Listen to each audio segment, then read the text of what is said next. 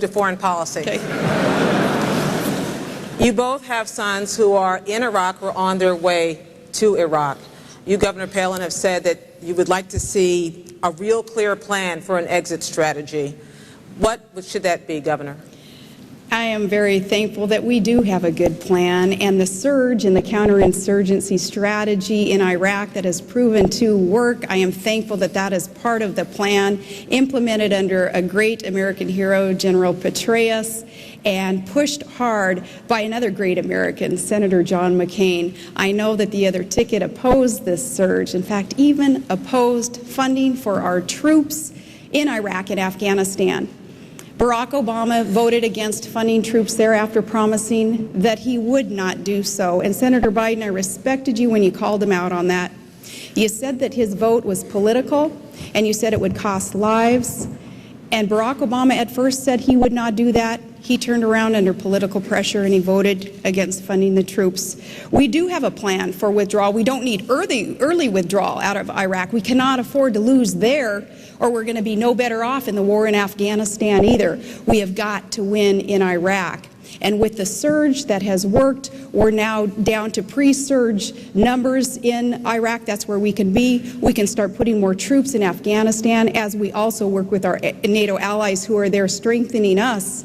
And we need to grow our military. We cannot afford to lose against al-Qaeda and the Shia extremists who are still there, still fighting us. But we're getting closer and closer to victory, and it would be a travesty if we quit now in Iraq. Senator. Well, with all due respect, I didn't hear a plan. Barack Obama's offered a clear plan.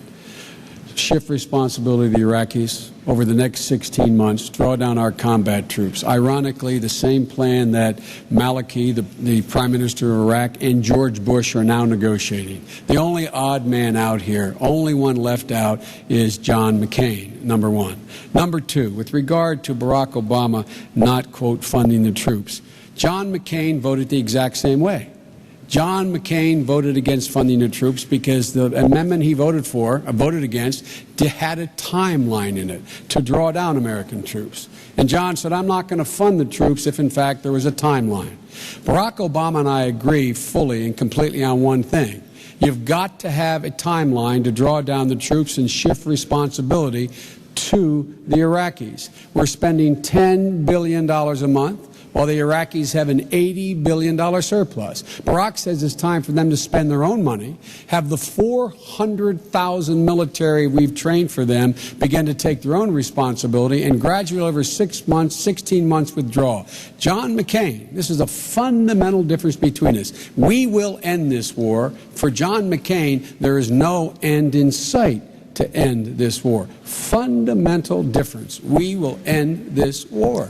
Governor.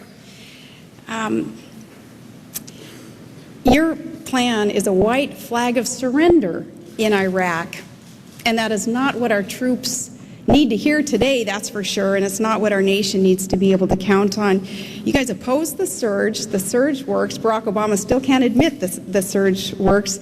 We'll know when we're finished in Iraq, when the Iraqi government can govern its people, and when the Iraqi security forces can secure its people. And our commanders on the ground will tell us when those conditions have been met. And Maliki and Talibani also, in working with us, are knowing again that we're getting closer and closer to that point, that victory that's within sight. Now, you said regarding Senator McCain's military policies there, Senator Biden, that you supported a lot of these things. In fact, you said that you wanted to run, you'd be honored to run with him on the ticket. And that's an indication, I think, of some of the support that you had, at least until you became the VP pick here. You also said that Barack Obama was not ready to be commander-in-chief. And I know, again, that you opposed the move that he made to try to cut off funding for the troops, and I respect you for that. I don't know how you can defend that position now, but I know that you know, especially with your son in the National Guard, and I have great respect for your family also and the honor that you show our military. Barack Obama, though, another story there. Anyone, I think, who can cut off funding for the troops after promising not to, that's another story. Senator Biden. John McCain voted to cut off funding for the troops. Let me say that again. John McCain voted against an amendment containing $1.6 billion that I had gotten to get MRAPs, those things that are protecting this, the governor's son and, pray God, my son, and a lot of other sons and daughters. He voted against it. He voted against it, the funding, because he said the amendment had a timeline in it to end this war, and he didn't like that.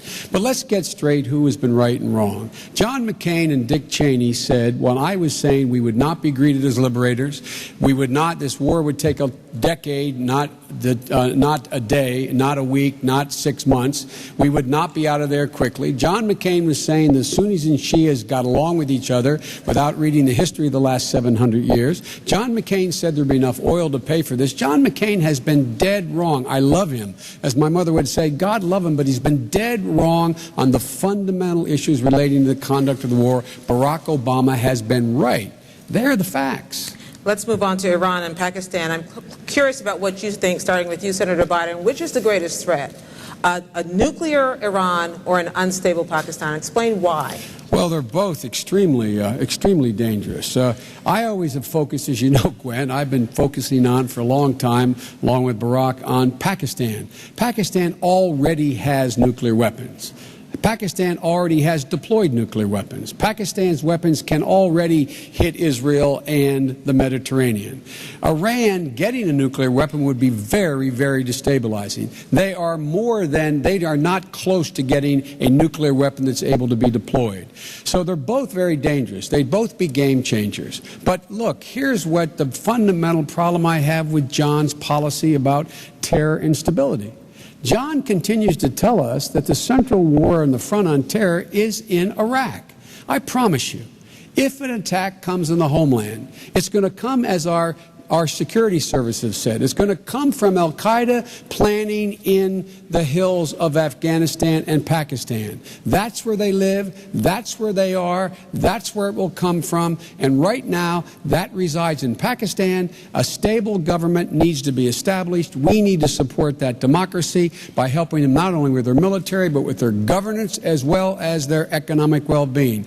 There have been 7,000 madrasas built along that border. We should be helping them build schools to compete for those hearts and minds of the people in the region so that we actually are able to take on terrorism. And by the way, that's where bin Laden lives, and we will go at him if we have actionable intelligence. Governor, nuclear Pakistan, unstable Pakistan, nuclear Iran, which is the greater threat? Both are extremely dangerous, of course. And as for who termed that central war on terror being in Iraq, it was General Petraeus and al-Qaeda. Both leaders there, and it's probably the only thing that they're ever going to agree on, but that it was a central war on terror is in Iraq. You don't have to believe me or John McCain on that. I would believe Petraeus and that leader of al-Qaeda.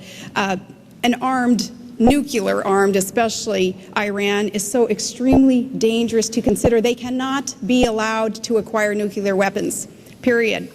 Israel is in jeopardy, of course, when we're dealing with Ahmadinejad as a leader of Iran. Iran claiming that Israel is, he termed it a stinking corpse, a country that should be wiped off the face of the earth.